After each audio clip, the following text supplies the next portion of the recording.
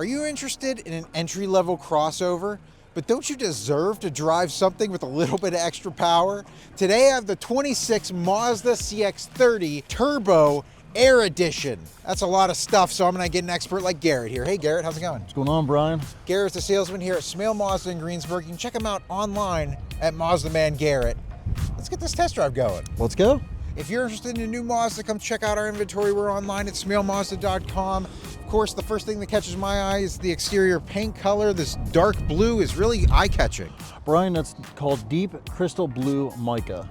And what's really great about it is whenever the sunlight hits it, you can see that it gets lighter. You actually have little flecks of paint in there that really sparkle in the daylight. It's an overcast day today, so you're gonna see more of those darker tones in there. Going along with that, you have the blacked out grille. And is there something special about that Mazda logo? Well, you're looking at the Mazda symbol there that has like a matte finish to it, and also with the LED headlights. Yeah, and the headlights are absolutely beaming in today's overcast sky right now. Oh, they really are. Coming around the side, I noticed the blacked out wheels with that glossy finish. What size are those? You're looking at 18-inch black alloy wheels. The big thing about the CX-30 is that it has this black bottom half of it. It really protects the vehicle from getting scratched from rocks and debris and stuff kicking up. Definitely right? saves the paint job. Yeah. Just getting into this vehicle, do we have keyless entry? We have keyless entry, which obviously you just put your hand behind it, opens up, unlocks it, and there's a little indentation on the side to lock it.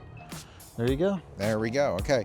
Well, pretty easy to use there. Looks like it's just on the driver door. Is it on the passenger? Nope, just a driver. Okay, cool. Coming around the back side of the vehicle, looks like that CX-30 logo, all-wheel drive, Skyactiv G and Turbo, all have that darker finish to them. Looks like we have dual exhaust down there as well. If I want to get into this tailgate, I'm just going to go ahead and press the button here. Looks like we have an automatic tailgate all the way up. Yeah, you have an automatic tailgate. Again, you did open it from the bottom, but you also have it on your key fob. Oh, cool. Yeah. So we have a lot of space in here. Obviously, we can put the seats down and have more space if we want.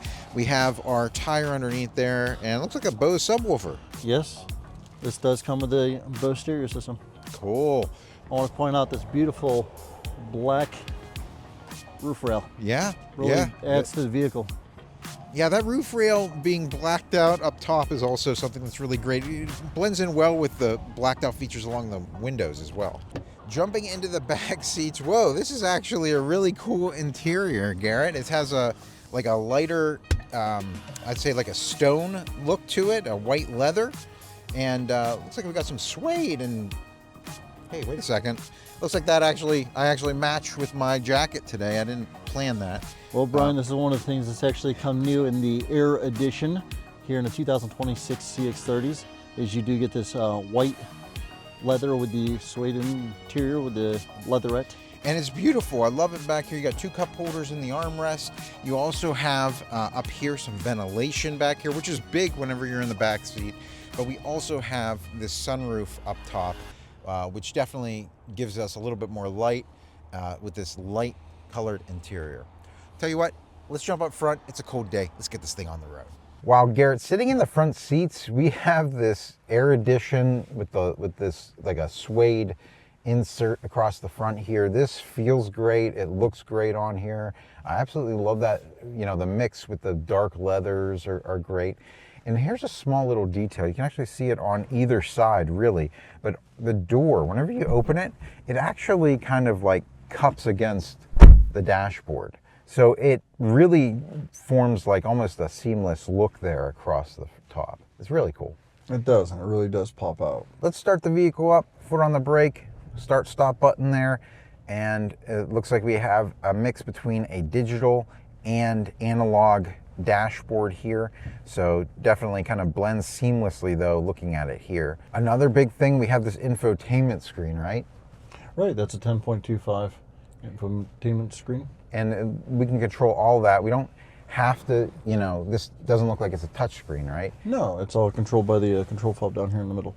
Cool. So definitely you can just spin the dial and you can hit in, and you don't have to worry about reaching while you're driving. Looks like we can connect different mobile devices to this. So yeah, it does come with it will automatically connect to Apple CarPlay or Android Auto.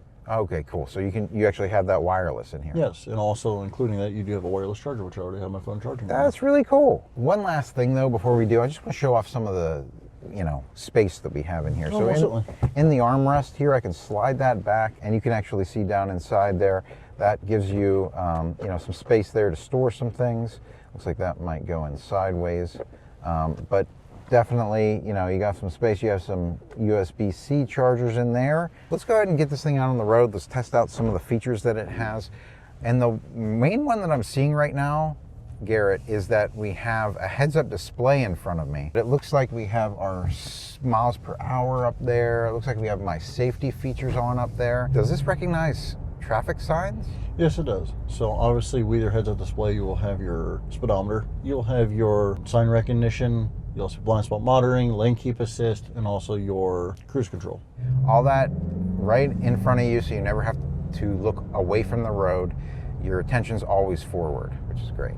Now it is a colder day, so it's nice to see like we have some heat features here, right? So yeah, you're gonna have the heated front seats and also the heated steering wheel in this edition. We're gonna get this thing out onto the highway. We're in normal mode here. Just gonna see what it can do.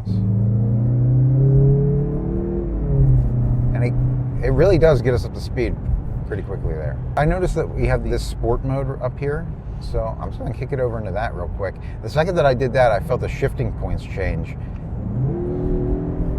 Shifting into sport mode, you're really going to feel that 227 horsepower that this thing offers. Yeah, I hear it too. That's the other thing, is like this is a big difference between the normal mode and the sport mode. I actually do feel kind of pushed back in my seat a little bit. Oh, you can hear the throttle just going.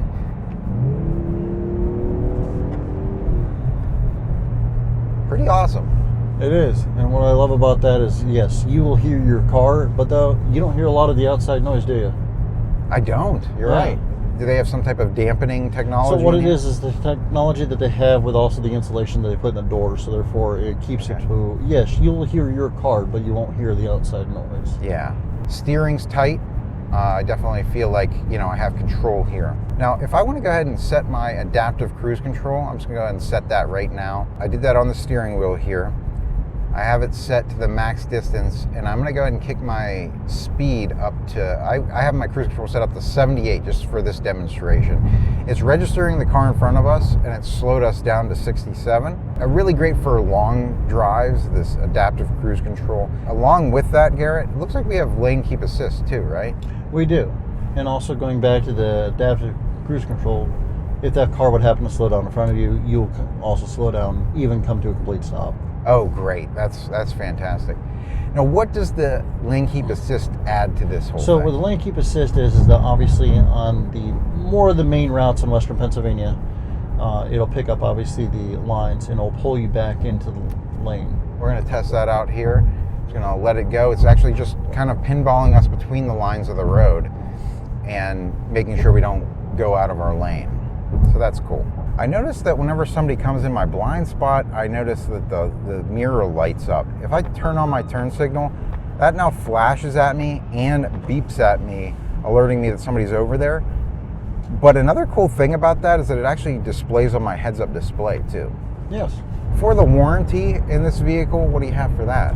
So Brian, for the warranty in a new Mazda is 3 years, 36,000, that's bumper to bumper, and a 5-year, 50,000 mile powertrain. So we also have all-wheel drive in this vehicle. That's a big thing for wintertime drivers. If you're looking for an entry-level crossover vehicle like this, you're probably interested in the all-wheel drive feature too, right? Which is absolutely awesome because every trim that we have is all-wheel drive. When you go from, you start with the CX-30s up to our CX-90s, they're all-wheel drive, every trim we have. So Brian, since we're sitting here at this red light, there's something that I also want to talk about, that one of the cool features we got in this vehicle. First off, is you just look right up here.